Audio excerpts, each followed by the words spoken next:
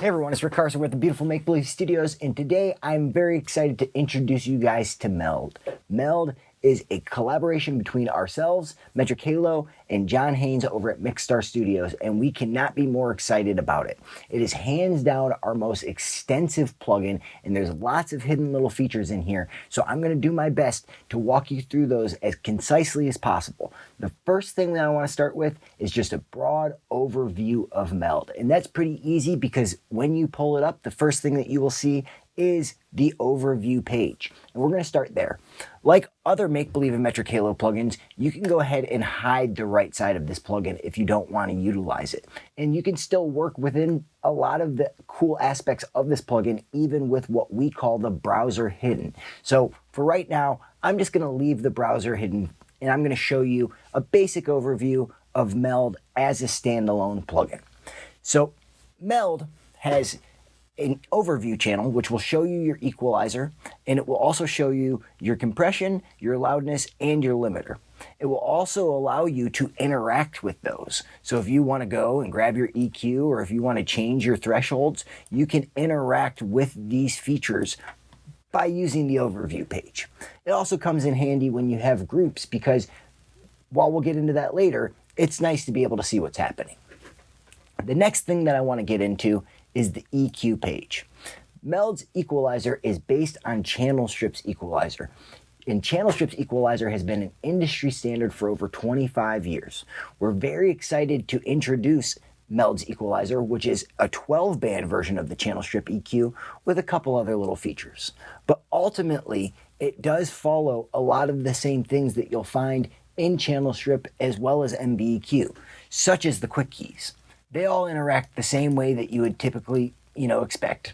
And we're excited about that because we believe that it increases your speed in Meld. If you spend time to learn these quick keys, not only will you be quicker in Make Believe EQ, but you'll also be quicker in Meld. So if you have the time, just spend a little bit of time learning about the quick keys. But ultimately, if you don't, just grab a dot, drag it around. The next thing to go into is the compressor. The compressor inside of Meld is based around Multichannel's Channel Strip compressor. And it has a lot of the same features. The one big difference is the auto gain. The auto gain that's found inside of the Channel Strip compressor is tweaked just slightly different so that it doesn't shoot levels all the way up towards zero. It's a little bit more of a gradual auto gain. Try it out, let us know what you think. But all of the things that you should have come to expect and love from MioComp are there, including the multiple modes. The next thing to get into is Mixhead. Mixhead is a tape saturation processor that is useful not only on stereo material, but on a track level as well. And it is very fun to be able to utilize Mixhead inside of Meld because it's right there. It's easy. You can throw it before and after things, which we'll get into shortly. The next thing to go into is loudness. Loudness is a one-knob processor based around the technology that we utilized in CG2. This technology is a soft clipper of sorts, but ultimately there's one major difference between CG2 and Meld, which is that Meld is fine-tuned just a little bit more to focus around negative 18 dB full scale. That is where most Atmos processors live. That's also where 0 dB VU lives in a lot of modern studios. So bringing down the level a little bit made it more useful as an Atmos processor and as a track level processor. So we hope you enjoy that.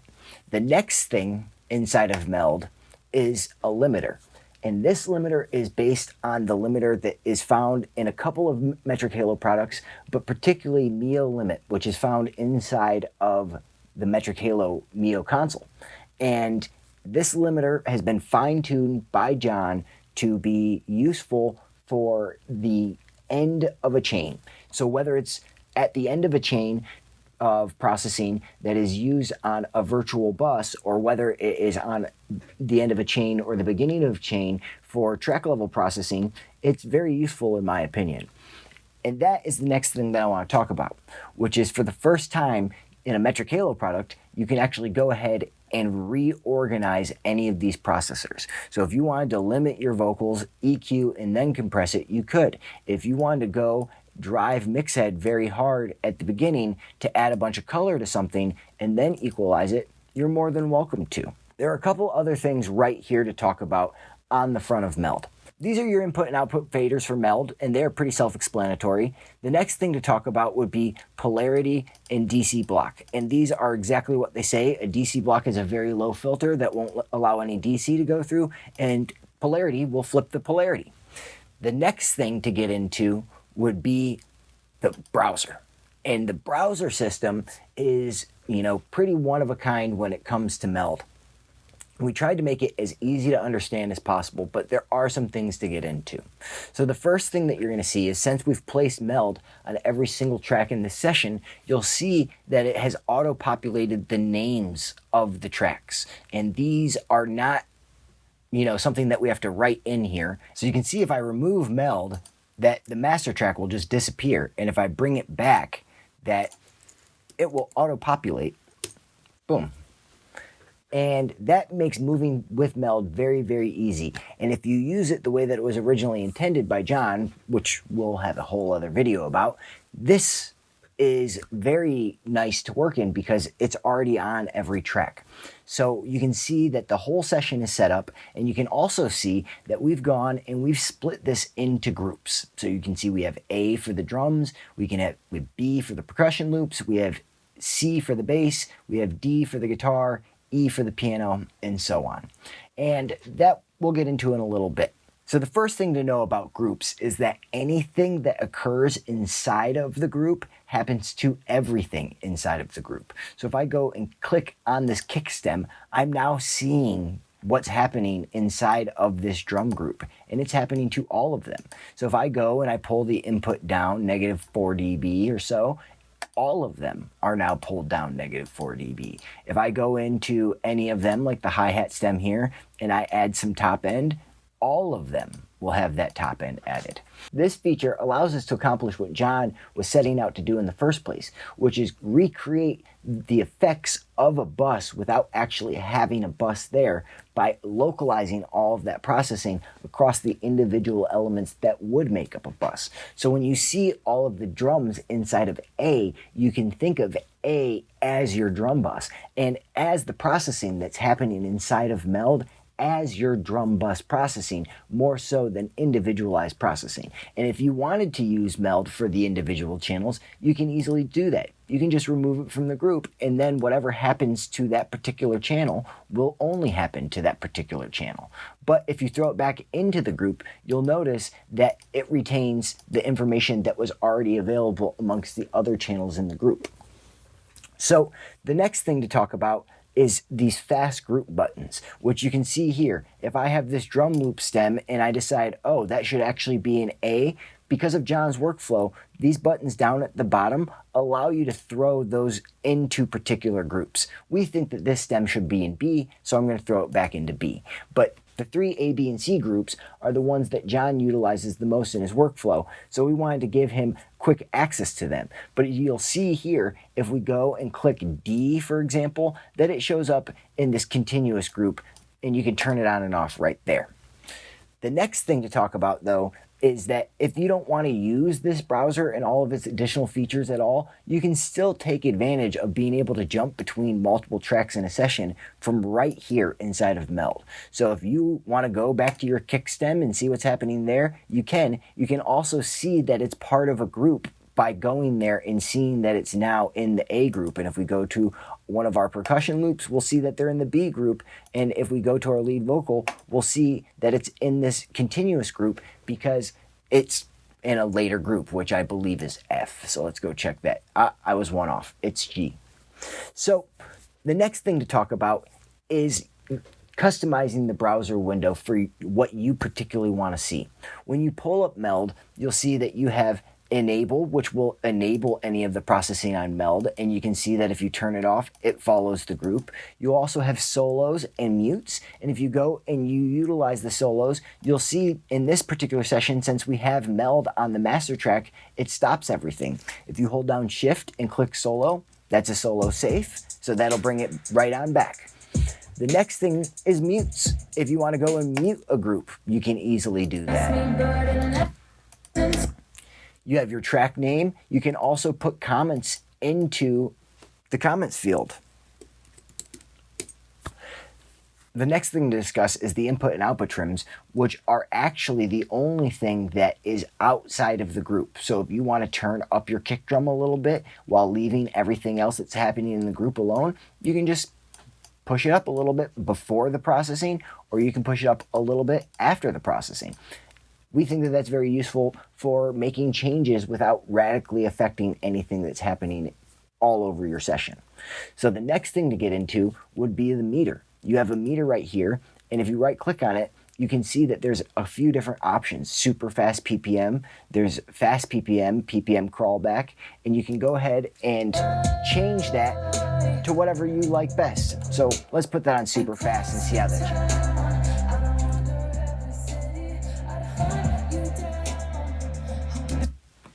So that's more of a user preference, but all of these are, and what will happen once you set this up is that these preferences will actually save to Meld. So you don't have to set them up with each session. You should be able to define your workflow and go from there.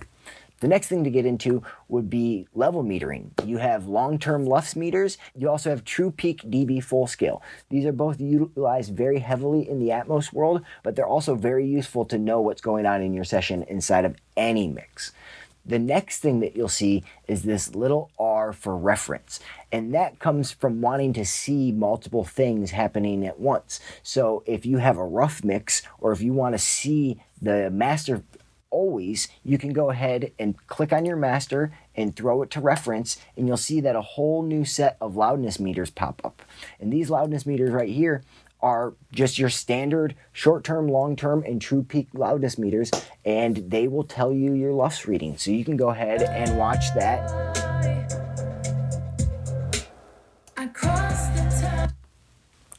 And with those meters, you'll be able to see not only what you currently have selected, but anything that you want to reference. And you can actually set up multiple reference meters if you'd like. So to explain some of the more in-depth sidechain options available inside of Meld, I'm going to pass this over to BJ Buchalter at Metric Halo. Hi, I'm BJ Buchalter from Metric Halo, and I'm going to show you about the advanced sidechain in Meld. Now, just so that everyone's on the same page, I'm going to talk about what the detector looks like in dynamics and limiting processing in a normal dynamics processor. For a normal dynamics processor, we have the source signal that comes in to be processed by the processor, the compressor, or the limiter. And then also the source signal is sent into the detector and is used to detect the level of the incoming signal so that proper gain reduction can be applied to the signal and then sent to the output. This is the way things normally work for a single channel or a stereo channel with one compressor or one limiter. Normal mixing, we often use bus processing. This is done by summing many signals together into a bus and then running them through a compressor or a limiter. So in this case, we'd have multiple sources. For example, a kick, a snare, toms, etc. Maybe the top of the snare and the bottom of the snare, in and out on the kick. In any case, you sum those together to get a mix. And then that mix is sent into the same dynamics processor. And this is what you would use as a bus compressor. The signal is also used for the detector, and then the dynamics of the incoming signal are used to apply compression to generate an output. Now, in Meld, you are going to be doing mixing that would often benefit from this sort of processing. But the problem is that when you're mixing for Atmos, or there's also some other kind of cool tricks that you can do even in stereo, when you're mixing for Atmos, you don't necessarily have a bus that you're sending all the signals to. So while you would want the kind of glue that you get from bus compression, the sources, if you're going to be sending them to objects, for example, are no longer being summed into an individual bus that can be compressed. So instead, we have this sort of situation. This is the way that Meld works by default. You have a source for an instance of a dynamics processor, which is a Meld instance set on one of the channels. And then for each source that you have sending through Meld, you can group them together, and we use this yellow color to indicate that these things are all grouped together. So the dynamics processors are going to each have the same settings as if you were running it through a single compressor that had the same settings. But by default, each of these channels is going to have its own signal as the detector. So you won't get the same kind of bus glue that you get from, for example, the snare and the kick interacting with each other to form the dynamics of the overall compression that's applied to the summed bus. Now, the thing is that because we would be sending these back to output objects in an Atmos mix, we can't really sum this together. They have to be handled discretely. So how do we deal with that in Meld? Well, the default mode is to work like this, where each compressor is handled independently, and then the compressors themselves are all set to the same settings for a particular group. However, we want to be able to do the equivalent of bus compression, except for still need to have each of the individual outputs be discrete. So we can enable advanced sidechain mode, which is done by clicking on the gear icon in the top right corner of the UI, and that allows us to turn on sidechain, shared sidechain mode.